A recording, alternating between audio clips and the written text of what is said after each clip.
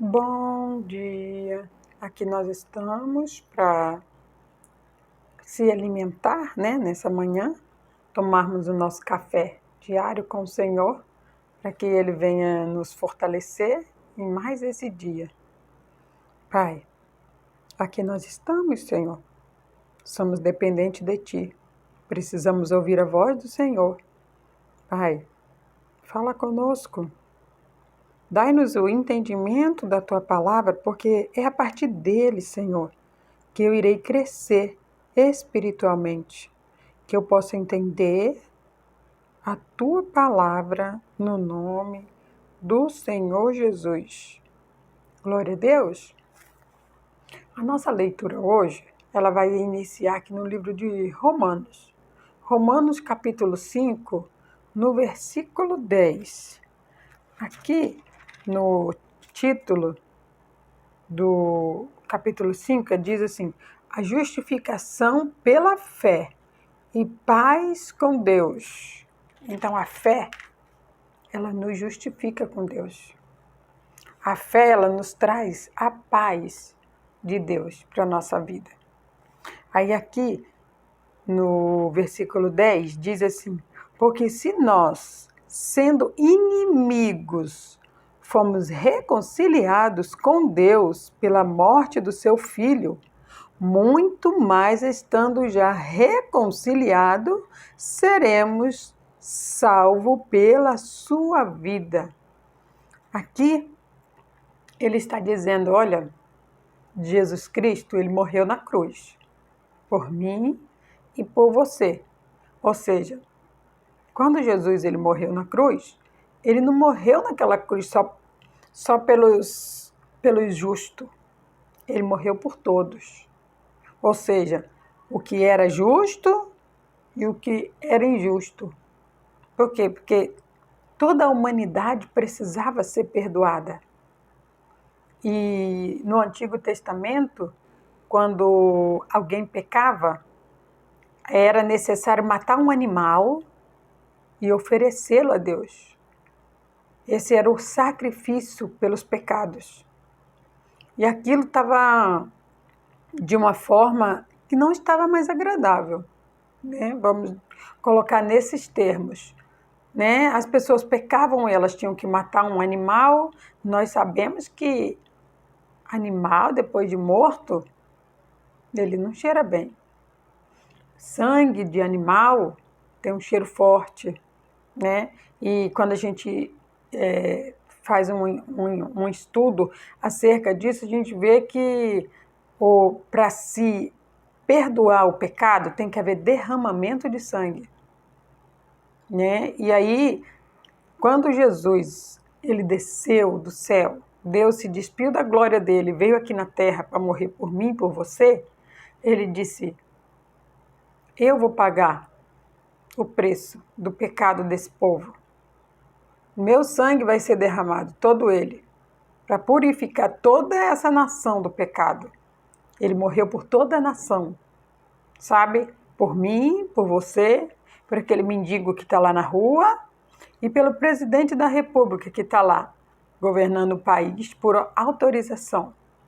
Entenda, nós precisamos entender, Deus não faz acepção de pessoas.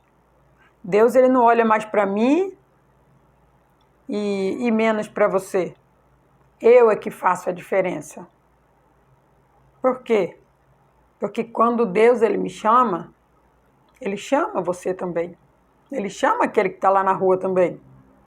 É a minha escolha de ir até Deus. Isso que vai me trazer algo a mais de diferente. Todos são chamados. Mas poucos serão escolhidos. Entenda que quando ele diz que nós antes nós éramos inimigos de Deus. Porque a palavra diz lá em Hebreus, no capítulo 9, versículo 22, a alma que peca, essa morrerá.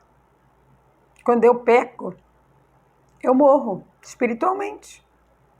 Espiritualmente eu estou matando a minha alma quando eu faço alguma coisa de errado. Eu mato ela, o meu espírito. Eu mato o meu espírito quando eu faço algo de errado. Ou seja, quando eu peco, eu morro. Eu morro no mundo espiritual.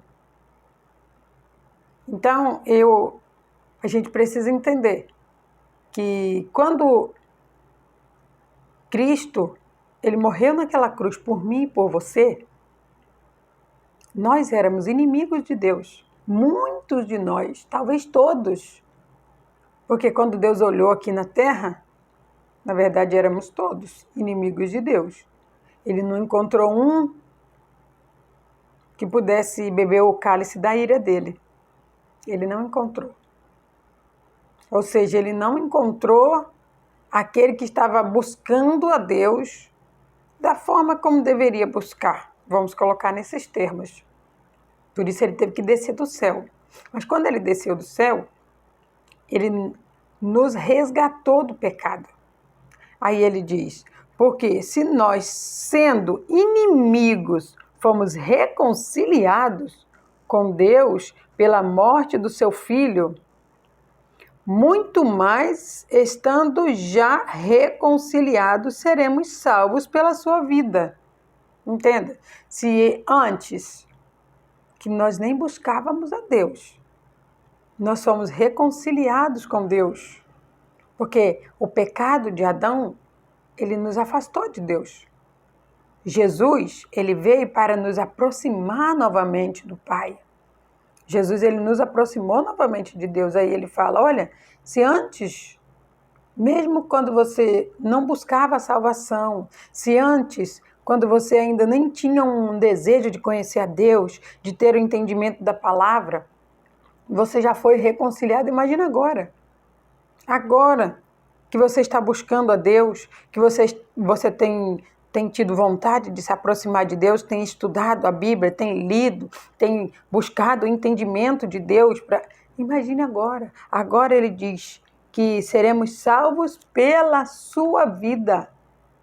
Nós seremos salvos por causa da vida que Cristo trouxe para nós. E essa vida que Cristo trouxe para nós, ela é uma vida eterna. Iremos morar eternamente no céu. Todos os salvos, eles irão morar eternamente no céu. E a Bíblia, ela conta para nós que lá no céu nós iremos cantar como os anjos. A Bíblia, ela conta para nós que lá no céu tem ruas de ouro, onde os salvos irão passear nessas ruas de ouro. Né? A Bíblia conta para nós que lá não vai haver pecado, que lá não vai haver dor, que lá não vai haver sofrimento. Que lugar maravilhoso! É o lugar onde nós, os salvos, iremos morar, iremos ir passar a eternidade.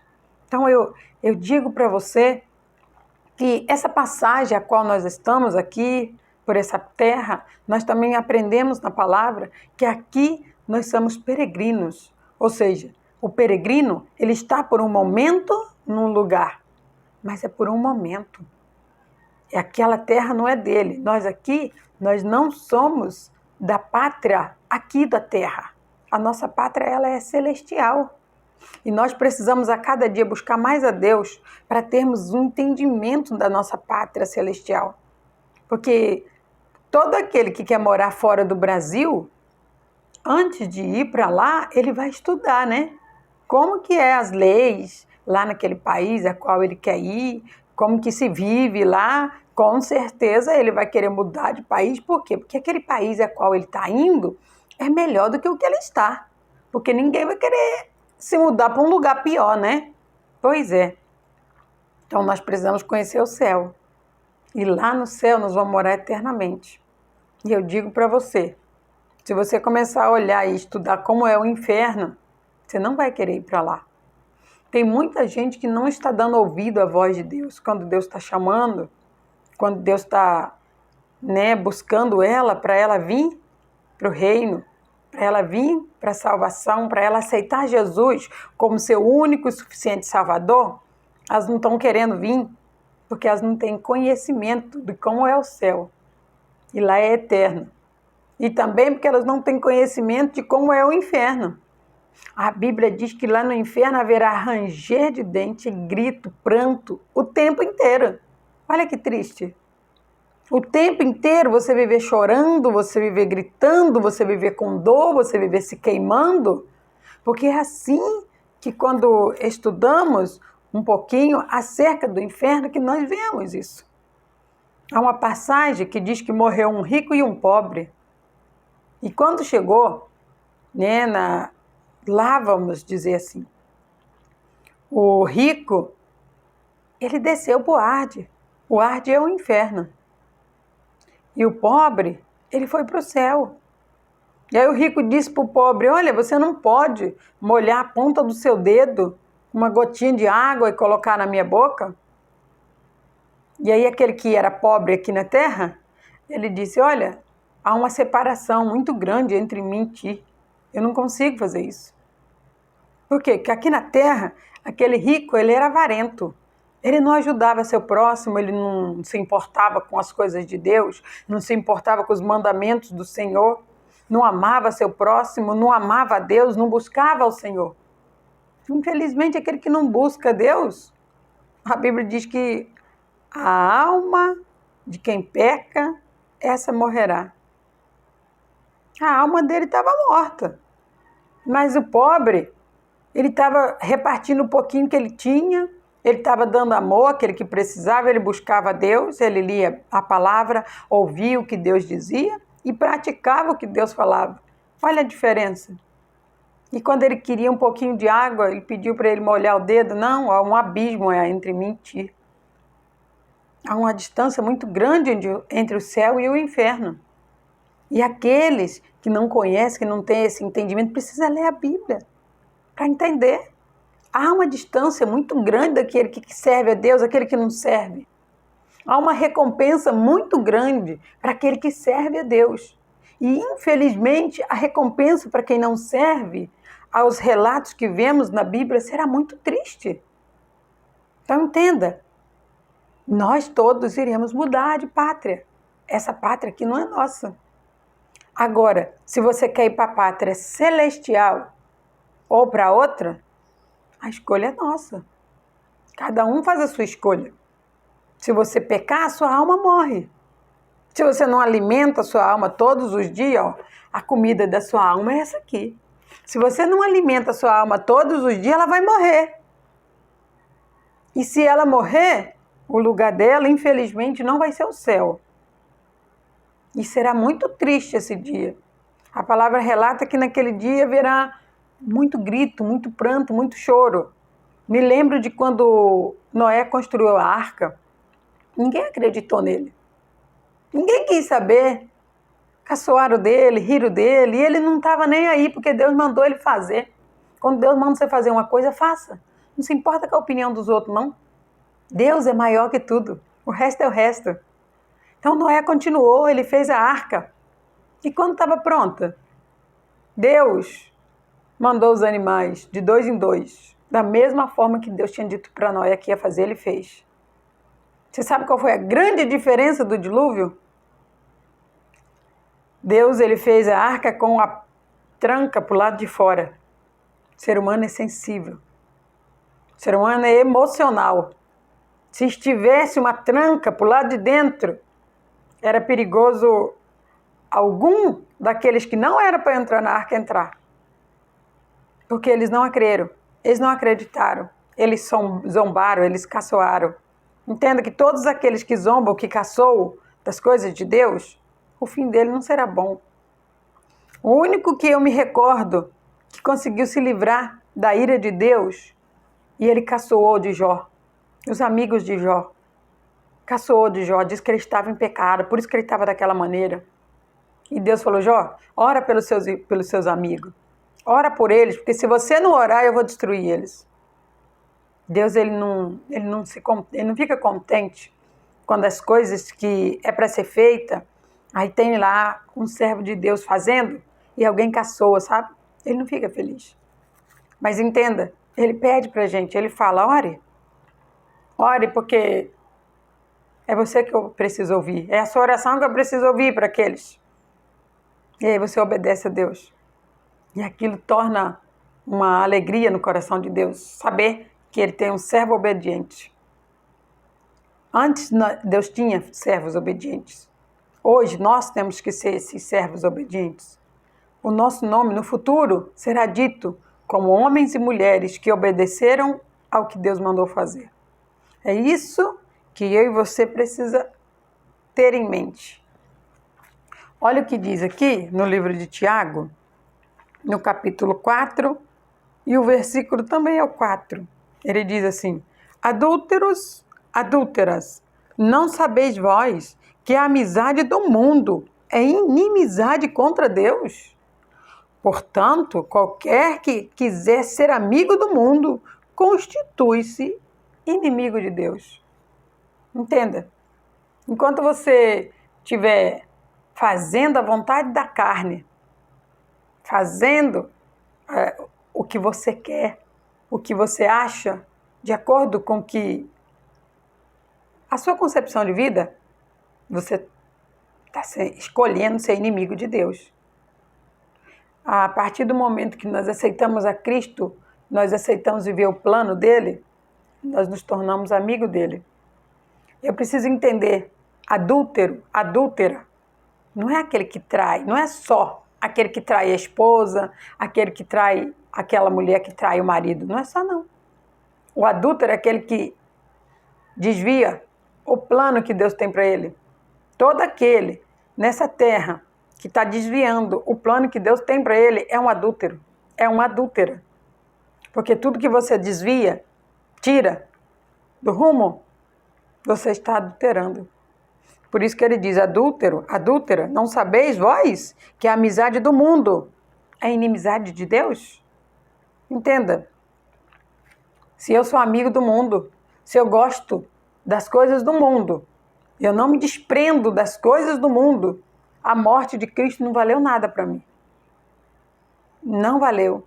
Toda vez que eu vou fazer algo mundano, toda vez que eu vou lá fazer ir por uma festa, beber, fumar, me prostituir, fazer esses tipos de coisa que sabemos que não edifica a nossa alma. Toda vez que nós fazemos isso, nós estamos se tornando inimigos de Deus.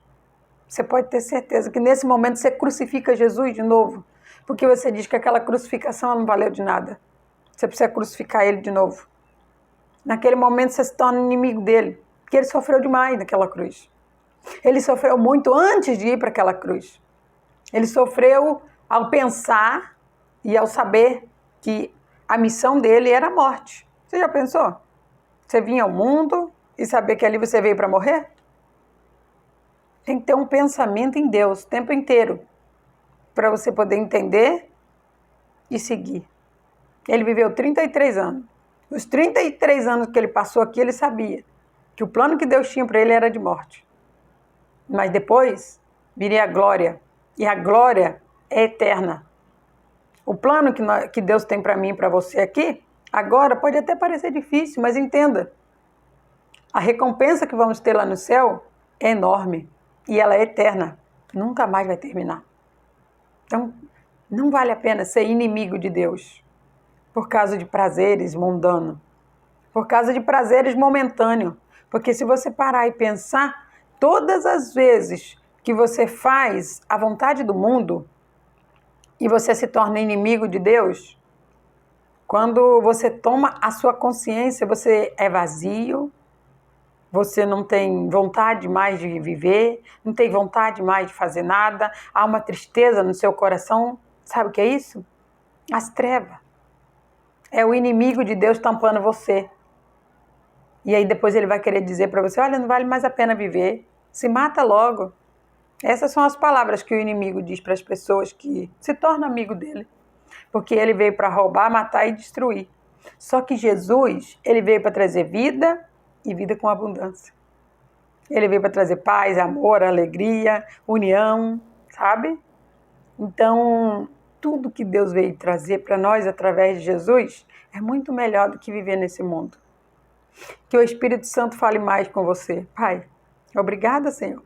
Obrigado por abrir os nossos olhos a respeito de onde iremos morar. Oh Deus, obrigado por nos ensinar que aquele que peca, ele está matando sua alma. Oh Deus, nós não queremos matar a nossa alma, Senhor. Nós queremos viver contigo, Pai. Fazer a tua vontade de ser salvo. Buscar outros para o reino da salvação. Oh Deus, mas quantos são aqueles que estão se sentindo tão fracos que eles não estão conseguindo se levantar, Pai, para tomar posse da vida em Cristo, para aceitar Cristo como seu único e suficiente Salvador. Quantos são aqueles que estão achando que aceitar o Senhor Jesus é um fardo, oh Deus. Abra os olhos do teu povo, Senhor. Faça com que eles entendam que todo aquele que clamar o nome de Jesus, ele vai ser salvo. Mas ele precisa buscar essa salvação todos os dias, alimentando sua alma, não deixando sua alma morrer. Lendo a Bíblia, ouvindo uma pregação, ouvindo louvores, nós precisamos alimentar nossa alma. Oh Deus, abre os olhos do teu povo. O amor do teu povo se esfriou tanto. A rebeldia tem tomado conta do nosso país. Oh Deus, tem misericórdia do teu povo. Porque a tua palavra diz que a oração de um justo, ela vale muito a seus efeitos. Oh Deus, tenha misericórdia desse mundo. Tenha misericórdia dessas pessoas que estão deixando de amar o seu próximo. Tenha misericórdia dessas pessoas que estão deixando de ajudar quando elas podem ajudar. Oh, meu Deus, quantos são aqueles que estão passando fome? E outros com tanto não estão dividindo, jogam fora, não tem coragem de compartilhar com aquele que precisa tanto. Oh, meu Deus, é porque o amor se esfriou que isso está acontecendo. Oh, Deus, que nós possamos avivar o amor do Senhor nesse mundo. Que nós possamos mostrar, Pai, para este mundo o quão é valioso, o quão é maravilhoso buscar a salvação do Senhor para a nossa alma todos os dias. Oh, Deus. Eu agradeço ao Senhor, Pai, pela oportunidade de poder ajudar alguns que querem se levantar, alguns que querem, Pai, que querem buscar mais do Senhor. E aqueles que querem buscar mais do Senhor, Pai, eles acharão o Senhor, Pai. Porque a tua palavra diz que todo aquele que busca, ele encontra. Todo aquele que bate, a porta se abre. A porta do Senhor está se abrindo para esse, Pai.